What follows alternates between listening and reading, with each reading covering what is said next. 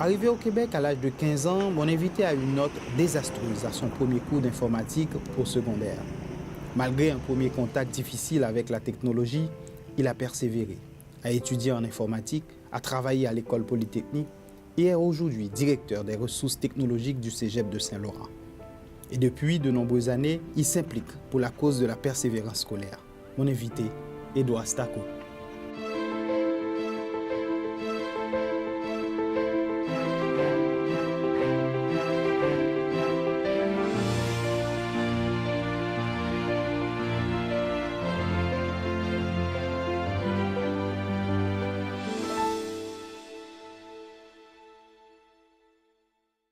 Merci de nous accueillir dans votre lieu de travail. Où sommes-nous en ce moment? Merci de me recevoir à votre émission. Là, on est dans la salle du conseil d'administration du Cégep de Saint-Laurent. Vous savez, dans la gouvernance d'une institution d'enseignement, comme le Cégep, il y a un conseil d'administration et c'est dans ce lieu-là que se prennent toutes les grandes décisions. Par exemple, l'adoption du plan stratégique, du plan de réussite, l'ensemble des grandes orientations se prennent ici à partir d'un conseil d'administration qui est représentatif de la communauté en général, dont des employés, les membres de la direction générale, la directrice des études. Donc, c'est un conseil d'administration qui s'occupe de la bonne gouvernance de ce qui se passe dans les cégeps et ultimement est responsable de voir à ce que les jeunes qui fréquentent le Cégep de Saint-Laurent réussissent leur parcours académique au Cégep de Saint-Laurent. D'une manière spéciale, que représente ce lieu pour vous? Mais pour moi, c'est, écoutez, mon arrivée au Cégep de Saint-Laurent, quand on rentre dans un milieu, on fait le tour et on arrive dans cette salle-là. Donc, le Cégep de Saint-Laurent, on a un avantage d'avoir un très beau campus, un campus urbain. Donc, c'est très intéressant, c'est un milieu créatif. Et quand on rentre dans cette grande et belle salle-là, on comprend là où on est. On est dans un milieu qui a un passé, qui a une histoire, mais bien ancré dans son présent. Donc, c'était un moment important dans la visite de dire, écoutez, là, c'est toutes les décisions se prennent ici. Et nous, moi, comme cadre, on doit s'assurer que ces décisions deviennent des actions dans la réalité. On va retourner quelques années en arrière. Qu'est-ce qui vous a poussé à faire carrière dans le domaine de l'informatique et de l'administration? Bon, écoutez, quand on est jeune immigrant, écoutez, on est dans son parcours, on est influencé par souvent des secteurs d'avenir. Et moi, c'était pas parce que j'étais très doué en informatique au départ, mais c'était un secteur d'avenir et j'ai dit, ben, il faut faire un choix qui était un choix de carrière porteur pour l'avenir. Et maintenant que vous aimez? Oui, tout à fait. Maintenant, je fais carrière et j'y reste. Donc, j'y suis resté. J'ai jamais changé de carrière pour la technologie. Je suis vraiment quelqu'un des technologies. Expliquez-nous votre rôle ici au Cégep Saint-Laurent. Bien, mon rôle au Cégep de Saint-Laurent, je suis directeur des ressources technologiques. Les ressources technologiques, c'est un département c'est une direction qui regroupe l'informatique, la reprographie, la téléphonie, la réseautique. J'aime bien dire tout ce qui a un bouton on et off, c'est à peu près, ça relève, ça finit toujours par avoir un lien avec mon service. Donc, c'est un service qui voit tout ce qui concerne les technologies, mais beaucoup l'informatique, c'est la grande partie, et la reprographie aussi. Qu'est-ce qui vous a amené à résider au Québec, à déménager au Québec? Mais compte tenu que j'avais 15 ans, lorsqu'on a 15 ans et qu'on arrive dans un pays, on est plus déménagé qu'on décide de déménager. C'est une décision de mes parents. Ça s'est fait dans un contexte, on est en 83. Pour ceux qui ont suivi un peu l'actualité en Haïti, les indices d'effondrement de la situation étaient déjà présents et je pense que mes parents ont fait le choix pour nous, c'était mieux de déménager. Donc, je n'ai pas été très consulté ou même être un acteur de la décision. Vous avez parlé d'informatique, mais plus jeune, quels étaient vos intérêts? Est-ce toujours ou était toujours l'informatique? Pas du tout. Pas du tout, c'était pas du tout l'informatique. Donc, plus jeune, quand j'étais en Haïti, bon, on s'entend que l'évolution des technologies qu'il y a aujourd'hui n'était pas là dans le temps. Donc, mes intérêts étaient vraiment ailleurs. J'avais, bon, comme tous les jeunes, le sport, mais aussi une grande implication dans mon milieu, l'implication sociale qui était là. Et je vous dirais, mon premier contact avec l'informatique a été plutôt catastrophique. Au secondaire, mon premier cours d'informatique, c'est mon seul cours du secondaire que j'ai eu une très mauvaise note. Donc, mon premier contact avec l'informatique, c'était pas très réussi, ce qui veut dire que on peut toujours bien réussir malgré un contact plus difficile. Vous êtes en train de nous expliquer votre premier contact. Est-ce ici ou en Haïti que vous avez eu votre premier contact avec l'informatique?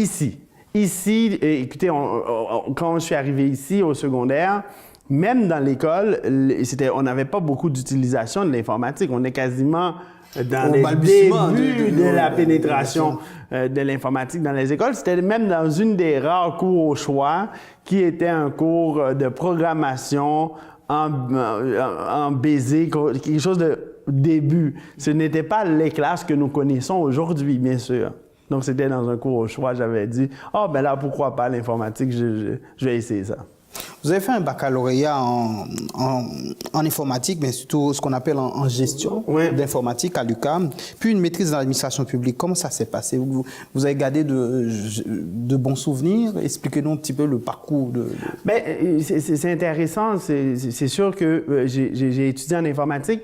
Moi, une des particularités, c'est que j'avais fait un choix avant mon baccalauréat en informatique, de faire la filière technique, parce que je trouvais ça intéressant. Et j'avais déjà un premier DEC en informatique, donc sur la programmation, mais malgré les offres d'emploi très, très intéressantes que j'avais eues à la suite de mon DEC, j'occupais même un emploi dans ce qui s'appelait à l'époque Hudon et Daudelin et les IGA. Moi, j'ai laissé l'emploi parce que je voulais poursuivre tout de suite à l'université. Donc, j'ai fait mon DEC et mon bac en informatique. Donc, c'était devenu un choix de carrière que je trouvais intéressant parce que c'est un domaine qui a beaucoup de changements, mais on peut utiliser beaucoup aussi de sa créativité, programmer, réaliser, mettre en vie. La technologie permet aussi de mettre en vie plein de choses, malgré c'est un domaine qui est très machinal, très technique, mais je trouvais qu'il y avait des éléments qui étaient très intéressants, d'où mes études en informatique. Et par la suite, dans ma carrière, la gestion prenait le dessus, donc j'ai décidé de parfaire mes connaissances en allant faire une maîtrise en administration publique. Vous avez été président de la commission de l'éducation préscolaire et de l'enseignement primaire près de 4 ans. Comment en êtes-vous venu à occuper ce poste-là? Écoutez, dans un premier temps, j'ai eu, c'est sûr, des implications, mais au Québec, lorsqu'on a créé le ministère de l'Éducation du Québec, on a aussi mis en place ce qu'on appelle le Conseil supérieur de l'éducation. Le Conseil supérieur de l'éducation vise à conseiller le ministre sur tous les enjeux en éducation et ce conseil-là est formé de membres nommés par le Conseil des ministres. Et moi, j'ai été nommé sur le Conseil supérieur de l'éducation et à travers le Conseil travaille sur tous les ordres d'enseignement. On travaille sur le préscolaire, sur primaire, on fait des avis sur le secondaire, sur le collégial, l'université et la formation continue. Donc, la formation des adultes aussi. Donc, il y avait tout ça. Et comment on travaille au conseil, c'est qu'on divise la tâche en commissions. Les commissions ont des mandats de réaliser des avis qui seront analysés, corriger, adapter, commenter. Donc, un échange entre la table du conseil et la table des commissions. Et on demande à certains membres du conseil de présider des commissions. C'est comme ça que j'ai présidé la commission de l'enseignement primaire et préscolaire, si vous me le permettez, qui a produit un avis que je trouve important. Vous savez, au Québec, on parle souvent des devoirs et des leçons. Et j'avais eu la chance de présider un avis qui donnait un avis sur la question des devoirs et des leçons. C'est une question qu'on aurait intérêt à toujours regarder, prendre le temps malgré toute la charge émotive qu'on peut avoir. Vous dites devoirs et leçons, rapidement le débat peut s'enflammer autour des pour, des contre, mais je pense que dans cet avis-là, il y a des avenues intéressantes pour le ministère, pour les écoles, sur les devoirs et leçons. Qu'on arrête de donner des devoirs parce qu'on en a toujours donné, mais lorsqu'on le donne, qu'on ait une intention pédagogique, mais aussi s'assurer de l'équité. Un enfant qui est dans un milieu défavorisé n'a pas nécessairement les mêmes conditions pour réaliser ses devoirs qu'un enfant d'un milieu plus de la classe moyenne, par exemple. Donc, dans notre avis, on amenait le questionnement pour une réflexion sur la question des devoirs et des leçons.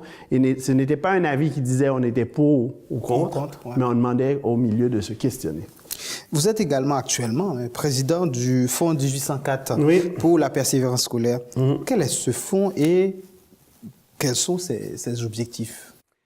C'est intéressant que vous fassiez tout de suite le lien avec le fonds. Suite à mon passage au Conseil supérieur de l'éducation et à la commission, donc j'avais droit à 2 mandats. Après mes 2 mandats, donc je n'étais pas rééligible. Et lorsque le Conseil faisait un avis sur l'état et les besoins en éducation, donc chaque année ou chaque 18 mois, le Conseil va produire un avis sur l'état et les besoins en éducation. Et moi, j'étais à la table où lorsqu'on regardait les zones de vulnérabilité, c'est-à-dire qu'on regarde là où ça va mal, mais est-ce qu'il y a des différences? Et on avait regardé cette question-là et le rapport de Mme Marie McKendrew, qui est une chercheure dans les questions de réussite et diversité, avait produit un document très important qui montrait des différences marquées dans la réussite au secondaire, dans l'obtention du premier diplôme et la réussite au secondaire des jeunes issus des communautés noires versus la moyenne. Et moi, ça m'avait touché. Et à la sortie du conseil, à la fin de mon mandat au conseil, avec des amis, dont, entre autres, je peux nommer M. Benjamin, qui était à l'époque commissaire scolaire, on s'est mis à réfléchir avec d'autres de comment apporter notre contribution. Et on voulait apporter une contribution positive, malgré le fait qu'on traitait d'une question qui ne peut pas en faire une fierté. Le fait de dire aux gens, on a un taux plus bas que la moyenne, il fallait trouver une façon d'amener une contribution positive, mais pas en répétant ce qui se faisait déjà. Parce qu'on a les écoles qui ont leur travail à faire, on a les parents qui ont leur implication, on a déjà des organismes qui offrent des services. Et lorsqu'on a regardé, on voyait que par la Fondation, on pouvait amener l'enjeu de la persévérance scolaire et donner une contribution qui peut avoir un intérêt positif pour le milieu et aussi pour permettre à d'autres personnes de devenir des acteurs de la persévérance en contribuant. Et c'est de là que c'est venu l'idée d'avoir le Fonds 1804 pour la persévérance scolaire. Vous avez également été lauréat du mois de l'histoire des Noirs. Pouvez-vous nous en expliquer? Et puis, qu'est-ce que c'est aussi? Écoutez, vous savez, on a en février le mois de l'histoire des Noirs qui essaie pendant ce mois-là de mettre l'emphase sur des gens dans la communauté, présenter un certain nombre de personnes à chaque année, ou cette année, ils le font avec des organismes. Quand on est lauréat, moi, je me suis dit, au lieu de le voir comme un accomplissement, OK, je ne sais pas, peut-être si j'étais plus tard en âge, j'aurais dit, ben écoutez, on reconnaît ce que j'ai fait, c'est mon accomplissement, mais aujourd'hui, je l'ai vu comme une tape dans le dos. C'est-à-dire que ce prix-là est venu me dire, ce que j'ai apporté est apprécié, mais on s'attend que je continue. Et pour moi, à chaque fois que je regarde ce prix, c'est un appel à m'impliquer, à être encore digne de ce prix et non pas dire, ben je l'ai eu, on passe à autre chose. On continue. Donc, c'est très important pour vous. Absolument. Absolument. Écoutez, être reconnu dans sa société, dans sa communauté, de ses amis, avoir cette reconnaissance-là, ça amène l'énergie nécessaire pour continuer à donner. Si on le garde pour s'enfler la tête, ça n'a pas de sens. C'est plutôt futile de regarder ces trophées pour soi-même. Mais si on dit que oui, j'ai fait ça, donc je peux aller contribuer un peu plus. Vous avez également parlé dans les années 83 et que vous avez d'autres objectifs. En tant que jeune, vous avez rêvé à d'autres choses. En venant ici, vous avez touché ce qu'on appelle l'informatique. Après l'avoir appris, être un technicien, mais qu'est-ce qui vous a poussé à rester au Québec ou ne pas retourner en Haïti pour l'appliquer? Écoutez, c'est une excellente question, puis c'est peut-être la première fois qu'on me la pose, pourquoi je suis resté au Québec. Je vous dirais que c'est rendu un naturel. C'est comme ici, je suis chez moi, je suis au Québec, puis je reste chez moi.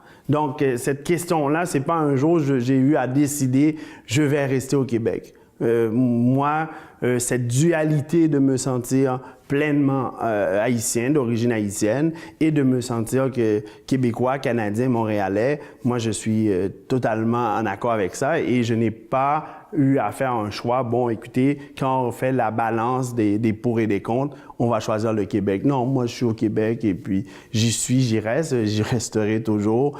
Et que je suis au Canada, c'est la même chose pour mon attachement à ma ville aussi. D'une façon générale, quelles sont vos ambitions?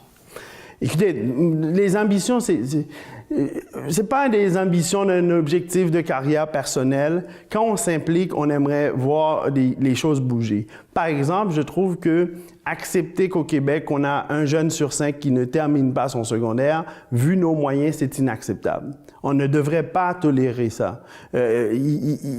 Moi, j'aimerais voir une société qui dit, écoutez, on va prendre soin de nos plus faibles. Et même cette statistique-là, dans ma propre communauté, que les jeunes terminent ce fameux secondaire, atteignent des taux presque de 100%. Parce qu'aujourd'hui, idéalement, on voudrait que tous nos jeunes puissent compléter leur premier diplôme. Et à ce moment-là, où j'avais à peine 14 ans, où on a réussi ça, mais ça m'a marqué parce que notre geste allait changer la ville un peu.